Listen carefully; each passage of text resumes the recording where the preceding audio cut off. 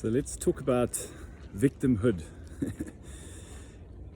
I think too often we think of victimhood as the sort of most obvious signs of being a victim. Maybe it's when you're blaming, someone's blaming someone else and saying things like, telling themselves a story like, well, I am where I am because this happened to me, or I am where I am because of this person or this life event. And so these are some more obvious sort of signs of victimhood, but they get much more subtle than that. And any time and anywhere where you think you are dependent on something outside of yourself, another person, an event, something needs to happen out there, anytime that you feel you are dependent on something or someone outside of yourself for something, it's a level of victimhood. And it simply means that maybe you're a salesperson and your thinking is, well, if this client just comes through and gives me the deal, then I'll be secure financially. If I just get that raise, if my boss just tells me that I can do X, Y, or Z, then I'll be okay. Well, let's explore that. You see, are you free in that state? Are you free in that way of thinking? And the answer is no, because that thinking is slave to some external thing, some external event. So you are enslaved by that. You're a victim. You see, so often we live in the past or the future and not in the present.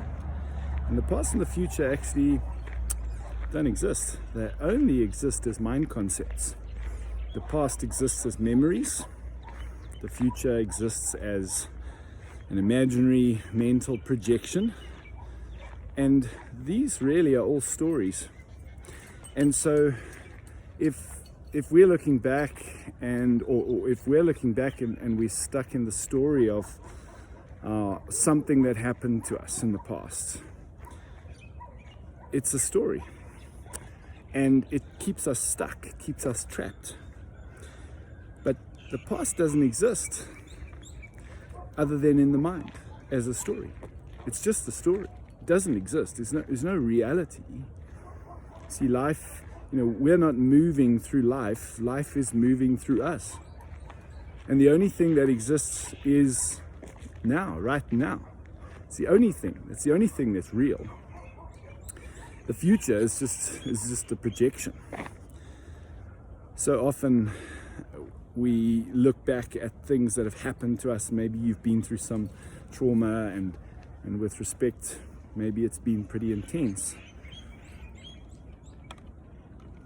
But we can free ourselves from that very quickly, and it's very simple. It just requires us to drop the story.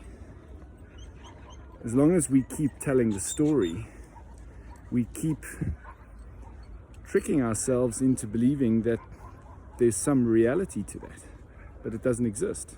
It's in the past. It doesn't exist. The past doesn't exist. It only exists so long as we keep telling ourselves the story. Now, there is some value in reflecting back on things that have happened to us, but the only value that gives us is to bring into our conscious awareness the stories we created as a result of those things.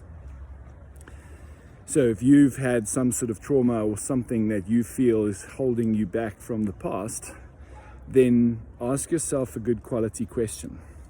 So often we use questions to just keep us in a loop, and they will say things like, oh, why did that happen to me? What did I do to deserve this?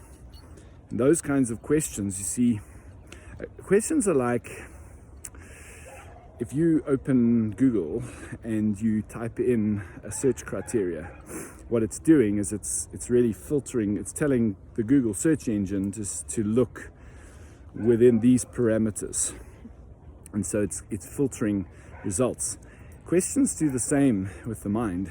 When you ask the question, "What did I do to deserve this?" It's giving the mind a search criteria. It's saying, look back at and find all the reasons why I deserved this, or why did this happen to me. Look back and find out all the reasons why it happened to me. And so those aren't good quality questions, are they? A better quality question is to look back and go,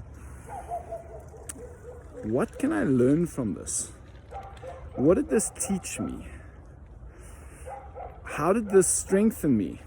Or a really nice one is, how did this serve me? Now, you might say, well, don't be ridiculous. If you knew what happened to me, how could you even ask that kind of question? It's a very provocative question, I know. But if you have the courage to ask yourself, how did that serve you? Then what you're doing is you're giving your mind a search criteria to look for all the reasons that can be a positive force for you.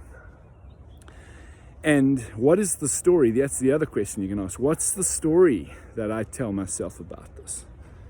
And you maybe you tell yourself a story that, well, I can't move forward in my life because I can never let go of what happened to me, or something like that, whatever that is.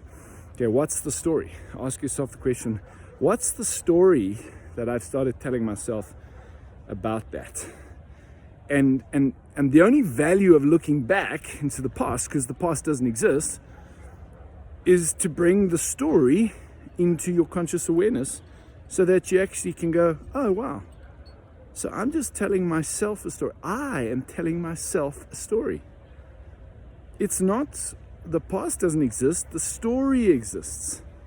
And when I let go of the story, then I can move forward.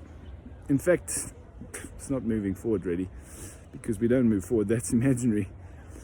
But then you can be free. Then you can let go of that victimhood. And it's the only thing that's keeping you trapped is your own belief in the story.